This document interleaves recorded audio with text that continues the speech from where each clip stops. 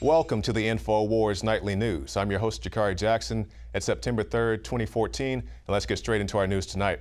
Our top story, instead of monitoring ISIS, Obama spied on Americans. And that very much is the case with the NSA data mining centers. But the thing about these issues is that even though President Obama will come out and address the nation and tell everybody about NSA data mining, people still think it's a conspiracy theory that the government is spying on you. Even though we've talked to whistleblowers like Wayne Madsen, we've heard the revelations from people like Edward Snowden, saying that the guys at the NSA are so busy looking at your naked selfies and reading your sextings, they don't have much time to do anything else, anything of relevance. So now we have top pundits coming out. Judge Napolitano, he comes out on Fox News, on Fox and Friends, and he does not mince words when he talks about this very important issue. I think that the president, and this is just my opinion, is more concerned with wanting to know what Americans are doing rather than dispatching our intelligence agencies to find out what people who really can cause us harm are doing. And that doesn't keep us safe, it just keeps us less free. Couldn't have said it better myself. I also want to point out something in the article. The tweet from Fox and Friends. It says President Obama received detailed and specific intelligence about the rise of ISIS in his daily briefings for at least a year. Because you always hear about the plausible deniability. Oh, I didn't know, or I have a big government, or I have all these moving parts. And yes, he does. That's one of the reasons why he may consider downsizing this government. It seems like he has more people that he can take care of. Now, but something that is being taken care of to an extent is finding out who is releasing these ISIS terrorism activity videos. Sought video found by group responsible for releasing fake Osama bin Laden video. The video was first obtained by Site Intelligence Group, also known as Site Intel Group, a relatively under-the-radar yet apparently very powerful nonprofit research body that monitors jihadist movements, reports USA Today. One of Site's founders, Rita Katz, is a government insider with close connections to former terrorism czar Richard Clarke and his staff in the White House. In 2007, Katz and Site allegedly discovered and sent the Bush administration an unreleased Osama bin Laden video. Previous Osama bin Laden videos were released and exploited for their propaganda value by Intel Center, a private contractor working for the intelligence agencies based in Virginia. So, you guys hear about all these Osama bin Laden videos, and I'll say that some of these things were very suspicious and looked very theatrical. And what I mean by that is you see a video and they say it's Osama bin Laden, but you've seen a previous video of a guy who is, very tall, Middle Eastern gentleman, has a gray beard, and then you see this video of somebody who's like 10, 15 years younger, must have been using just for men because he doesn't have any gray in his beard. But the whole thing stems from the more recent video about the beheading from ISIS, one of the more recent beheadings. Because you guys remember is last week, the week before, we saw the beheading or the alleged beheading of James Foley. I have not seen the video. It's the same thing with this most recent thing. I haven't had a chance to see the full thing. Some people say they've seen it, other people saying it's fake from the jump. I don't know. I can't really comment on something I haven't seen. But as far as Sotloff, they've been caught in dealings with the Bush administration, pushing some things that were not exactly accurate to the official narrative. But something that is accurate, a straight shooter, General McInerney, we helped build ISIS. Some of those weapons from Benghazi ended up in the hands of ISIS. So we helped build ISIS. But people just can't seem to understand how we're funding and creating our own enemies here in the United States of America. Now, understand, I'm not saying every threat, everybody we face is somebody that we created, but we've seen Mrs. Clinton talk about the Mujahideen, say we created these guys for a particular task, and then when we didn't know what else to do with them, they just became our enemies. We've seen the hashtag I didn't join campaign, when soldiers said, hey, I'm not going to be part of a military that funds the al-Qaeda rebels on Monday, fights them on Tuesday, and then becomes their air force on Wednesday to go out and fight Assad. And I'm not saying Assad's a good guy, but the guys in the military had enough foresight to realize they were being used as pawns in this larger scheme. So good luck to them. But this is something that you definitely need to understand. And if you ever see Obama or anybody who's in charge of these operations, say, why do you have us funding and then fighting our own enemies? And now with the most important geopolitical news of the day, we have this. U.S. and allies stage exercises in West Ukraine as battles rage in the east. Alex Jones has more. Geopolitically, internationally today, the top story is this. Reuters, U.S. allies to stage exercises in West Ukraine as battles rage in the east. This is exactly what all the experts have said would start to happen. It's what I've said. 6 months ago, the Ukrainians vote to not join the EU and be sucked dry by that tyranny. Soros activates neo-Nazi paramilitary groups that overthrow the government, the elected government, which certainly wasn't perfect. I'm not saying that, but it was elected. No one disputed it was freely elected. They overthrow it, run all the way into the Russian pipelines, refineries, and oil fields that have been owned, leased, and run by Russia for 100 years. Russia's been there for 500, basically. And they try to take the Russian port, their only Black Sea port and other strategic areas. Russia sends in forces to protect them for their interest. The issue is the West initiated this, just like they initiated ISIS, which is really al-Qaeda in Iraq, that went into Syria. Just like our government backs the Muslim Brotherhood. Just like they backed the jihadis taking down Gaddafi. Just like they're backing trying to... Al-Qaeda's been attacking Jordan.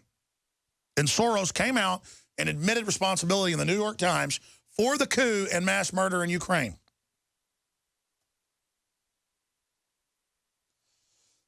And so as things escalate, notice you heard yesterday, NATO's going to send a rapid reaction force in the next few months in case Russia invades. NATO is already in Ukraine, already in Poland, already has advisors. It's come out. There's already mercenaries. A lot of people that don't want war with Russia are trying to de-escalate it, saying, oh, Russia doesn't really have troops in eastern Ukraine. Yes, they do. And there's battles going on, a proxy war directly with Russia right now. It's not like we're having a proxy war with Russia through Vietnam or a proxy war with Russia in Angola or Rhodesia. The United States of America and NATO is now in a proxy war directly with mercenaries and CIA advisors with Russian troops.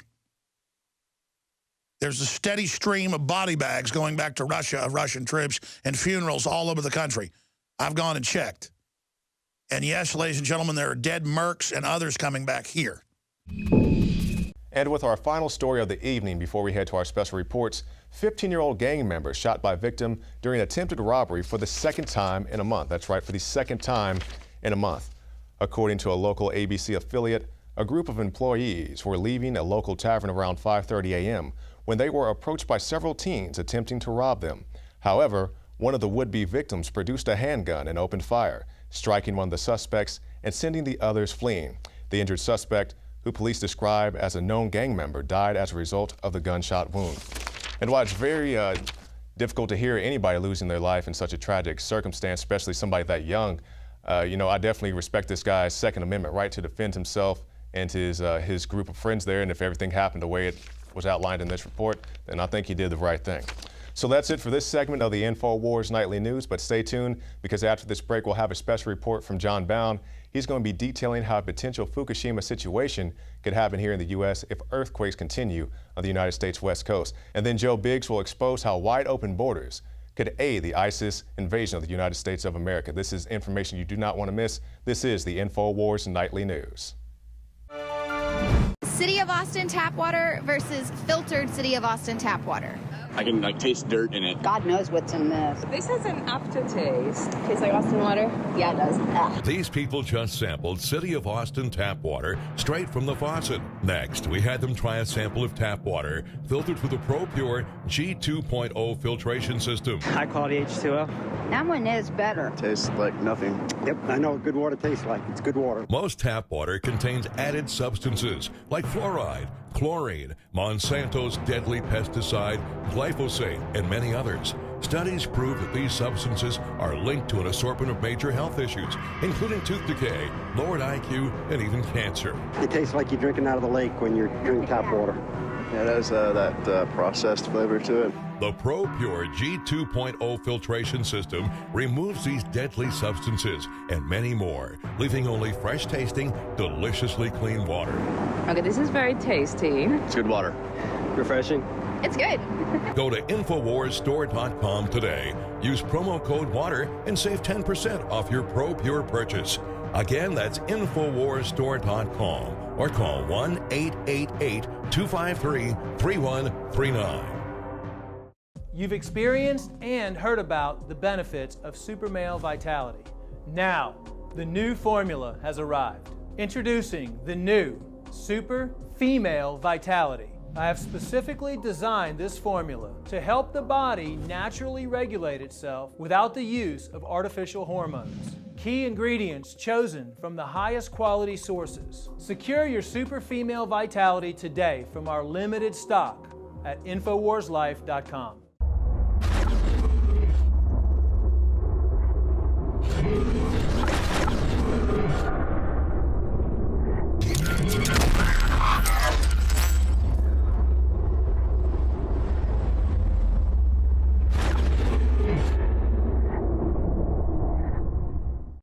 On the 26th of April, 1986, the worst nuclear power plant disaster in history occurred at the Chernobyl plant in the Ukraine.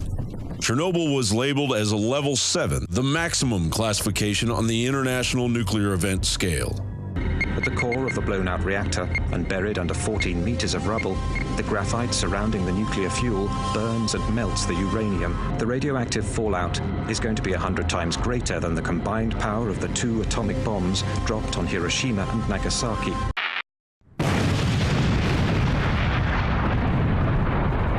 Years later, on the 11th of March, 2011, the Fukushima meltdown reawakened public awareness regarding the ever-present dangers of nuclear power. So we're about 270, 276. So we're maxing out around 280 or so.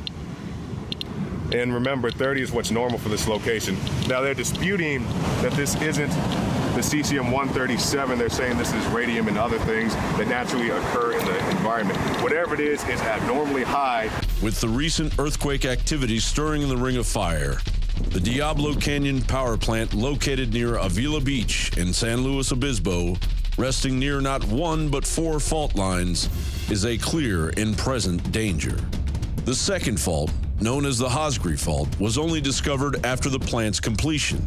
In November of 1927, the Hosgri Fault generated a 7.1 magnitude earthquake 10 miles offshore. A 2013 document filed by former Nuclear Regulatory Commission Inspector Michael Peck insisted on closing down Diablo until the commission determined whether the plant's equipment could survive higher seismic stress levels. In 1981, Diablo was incorrectly retrofitted when employees failed to reverse the plans for the twin reactors. Regardless, the Nuclear Regulation Commission approved the safety of Diablo's monstrosity of incompetence. Diablo has a seismic monitoring and safety system ready to shut it down immediately in the event of significant ground motion. The motion is detected by sensors in the ground and provides 3-dimensional data on seismic conditions.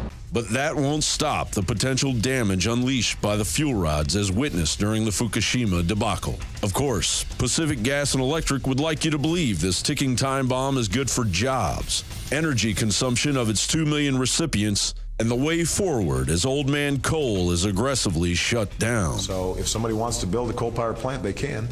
It's just that it will bankrupt them because they're going to be charged a huge sum for all that greenhouse gas that's being emitted. But the voices opposed are many.